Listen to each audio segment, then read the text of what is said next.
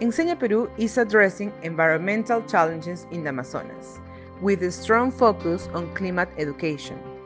Amazonas region has seen a loss of over 109,955 hectares in the last 20 years, affecting endangered species.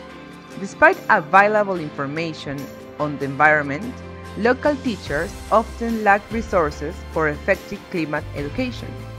So we equip the teachers with environmental education resources. We build climate awareness and action among students and educators. Finally, we build students' applied skills through experimental science education about and in nature.